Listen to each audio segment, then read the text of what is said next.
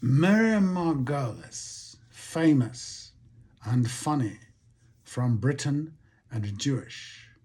In a discussion with fellow English Jews Alexei Sales and Michael Rosen on the Sitch in Gaza, to discuss what being Jewish means to them, Miriam says.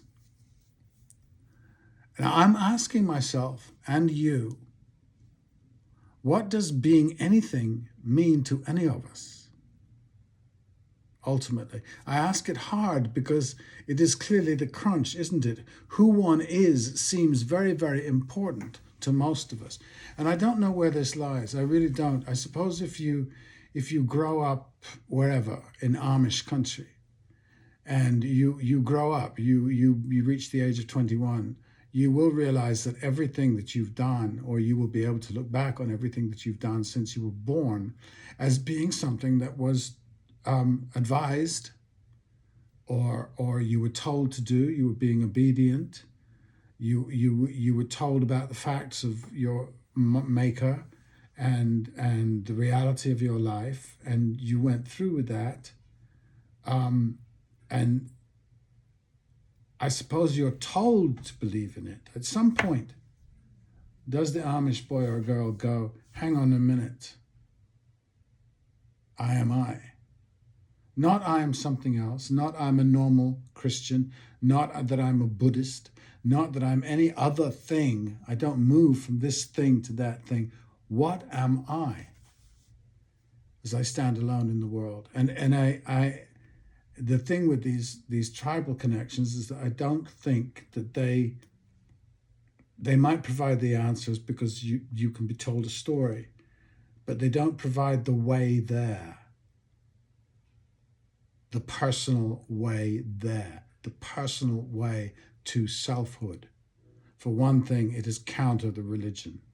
The monotheisms are against selfhood. Or the selfhood that exists in monotheism is monotheistic, with always the boss. Or am I, as a white man, only really referring to the ruling class values of the West? What did being English or Christian mean to the peasant for most of British history?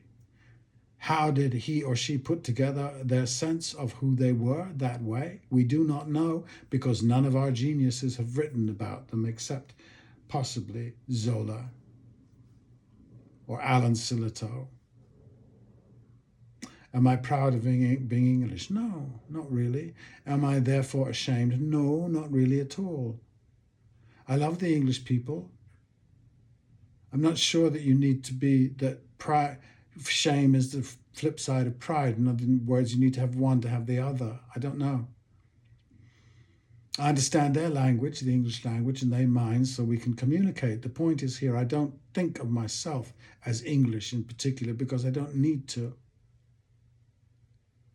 When I cross to France or Germany, I know I have to listen hard and rely on smiles and frowns to communicate. I like to travel because I don't need to talk and think the way I normally do. It's nice to be unimportant.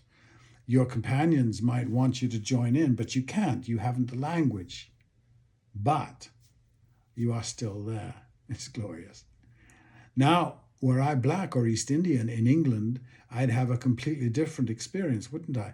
I likely would be disliked or feel disliked. I might want to learn the language, to explain myself, to defend myself, to prove my worth, to assuage the racist rage, to say I am I, or I would withdraw. These three anti-Zionist Jewish people could each have passed as me, and probably did in their youth, until someone accused them by dint of name or holidays observed of being Jewish. Miriam says near the end she's proud of being Jewish, that what amazes her about Gaza is that Jews don't do that. I've heard this before. I heard it online on October the 7th. I spent a night in a holding cell in the Old Bailey in London for being in a fight. I was 19 and they woke me every hour as I slept on the bench to ask me to plead guilty. I didn't, but later, describing the event to a lady, capital L, the real thing, she said, "In England, the English don't do that." I suppose I was a spy, really, a nice middle-class boy headed off to drama school a month later, caught up in a Barney. "But 'twas the English don't do that." I said, "They do, they did." And she looked at me quietly. She really was a lady. I assumed, imagining me a lout, a well-spoken lout, and I think I felt like one under this glare, but I stick to it. And amongst all the other issues of criminal justice, I have to say I don't get it. Somebody wrote on Threads, "How would I feel were I ill in hospital and your nurse was Hispanic or African, as if this was an absolute, the way we do? Why shouldn't the Jews have a homeland? Like you do, have a homeland."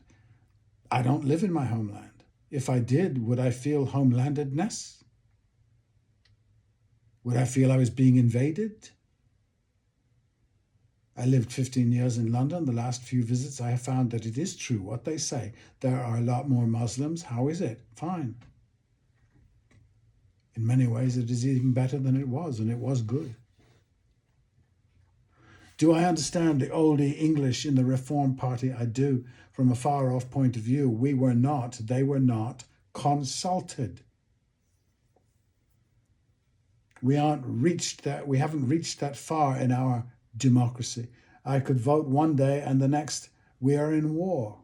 They don't come back and ask me again to vote. No. I've given them the power now to control my life by voting for them. When I read the US Constitution, I find it is something created in the mind and spirit of privileged people, which I think is fine as far as it goes. It dictates how a people should be ruled or led if ruled offends, by whom, fine again. But one of the many interesting parts of the Jesus story, for instance, and Muhammad, is that they were illiterates. If then he did say what we say he did, it was a gift or intuition, not training, not the credential. We didn't say, as we do today, "Oh, he went to Oxford. What he says is useful, therefore." He was steeped in the Torah, sure. Then he departed from it, but not because he had read Marx or Rousseau. He was as populist in nature as you could get. He was not the opposite, elite. I'm a populist. I think my opinion is that the most important part of public life is participation, equal participation, not mutely voting, speaking, searching for the thought, speaking it, not finding someone to speak it for you. Learn to do it. In my scene society, there are a lot of spokespersons. We have done this for a long, long time. Let the representatives speak, and our assumption that this works in any but the smallest step forward from tyranny is naive. Even the empty vacuum floods the accepted notion that some of us are just smarter than the rest. And in this process, many of us are abandoned.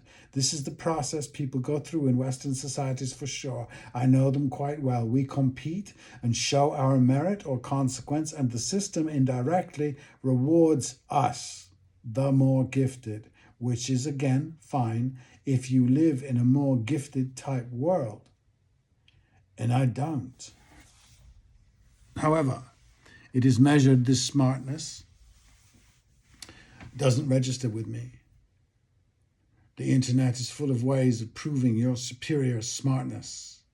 People go to college often. It is a competition to develop the language of their smartness and to turn it into gold and status.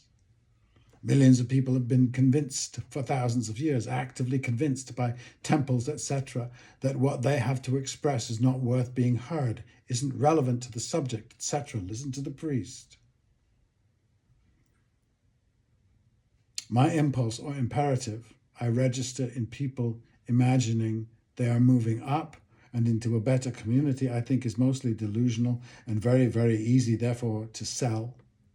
If, like Miriam, I believe there is something exceptional about my group, its mores and traditions, I let it pass. It is not a way of seeing I can impose on what I have seen in a long and various life, but mostly because I don't need to imagine my heritage is special, that my DNA or IQ are exceptional. No part of this thought enters me, and I don't remember when it did.